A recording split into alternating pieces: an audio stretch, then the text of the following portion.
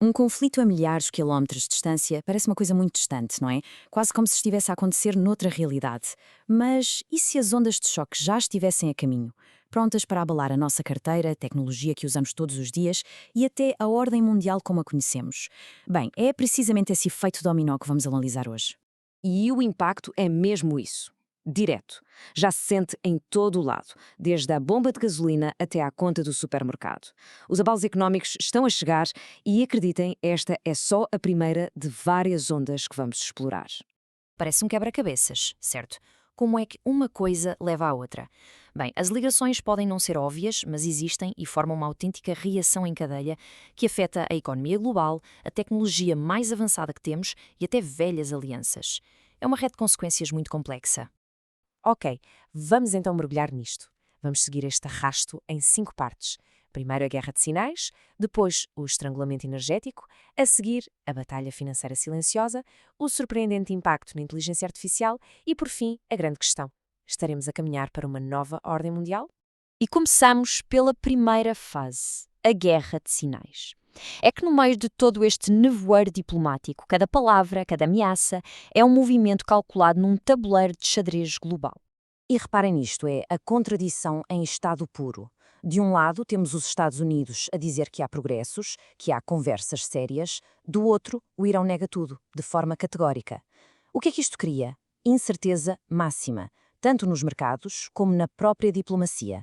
Mas atenção, isto não é só conversa. Os Estados Unidos estão a reforçar a sua posição com poder militar a sério. É uma estratégia de risco elevadíssimo que alguns analistas já apelidaram de negociar com bombas. A ideia, ao que parece, é usar a intimidação para forçar concessões. Vamos agora para a segunda onda de choque, o estrangulamento energético. Esta é talvez a consequência mais imediata e visível, porque atinge diretamente a fonte de energia de que o mundo depende.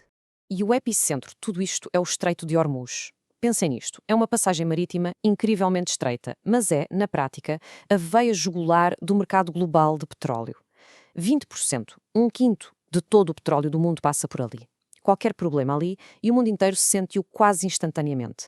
E o efeito é, claro, imediato e global. Países como a Austrália, do outro lado do mundo, já estão a sentir o impacto na pele. Os seus líderes avisam que isto não é um problema passageiro, mas sim um choque económico que vai durar meses a fio. E o perigo não se fica apenas pelas rotas de navegação.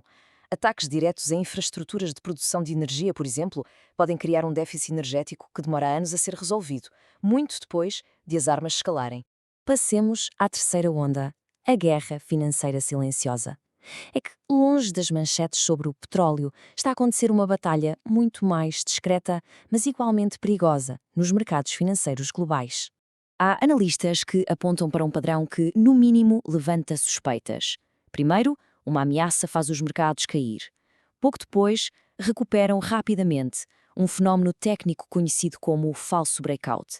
E logo a seguir surgem notícias mais positivas que fazem o mercado disparar. Coincidência?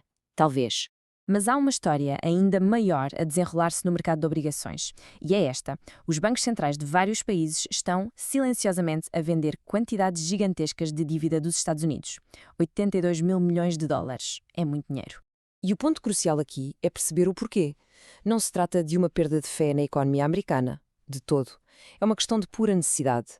Para se protegerem do choque energético, estes países precisam de dólares e precisam deles agora. E a forma mais rápida de os obter é vender os ativos que têm em dólares, ou seja, os títulos do Tesouro dos Estados Unidos. E agora, preparem-se para uma onda de choque verdadeiramente inesperada. Enquanto toda a gente estava de olhos postos no petróleo, estava a formar-se uma outra crise muito mais discreta que ameaça o futuro da própria tecnologia.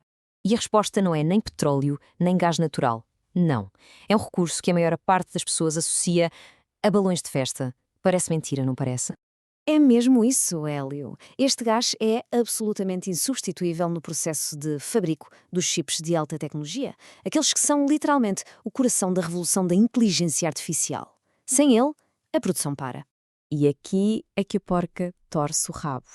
O Catar, que está no centro de todo este conflito, fornece quase um terço de todo o hélio do mundo. Os ataques às suas instalações estão a perturbar gravemente esta cadeia de abastecimento que é crítica para a tecnologia mundial. A equação é tão simples quanto brutal. Sem hélio, não há chips. Sem chips, não há inteligência artificial. A escassez deste gás pode, sozinha, estrangular toda a indústria e atrasar a próxima grande revolução tecnológica. E com isto chegamos à onda final, a mais profunda de todas, a geopolítica. Esta crise está a testar velhas alianças e a forçar as nações a repensar o seu lugar neste grande tabuleiro de xadrez global. Uma nova ordem mundial pode estar a nascer. O presidente dos Estados Unidos, por exemplo, não escondeu a sua frustração com a falta de envolvimento dos aliados da NATO, chegando mesmo a questionar a própria permanência dos Estados Unidos na aliança.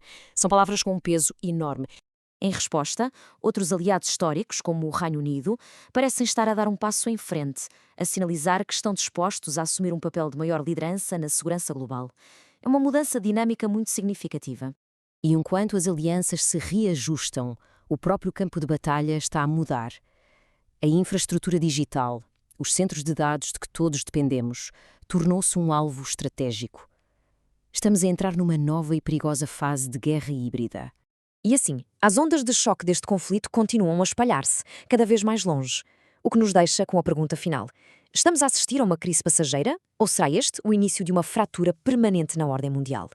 A resposta, seja ela qual for, vai definir o mundo em que vamos viver.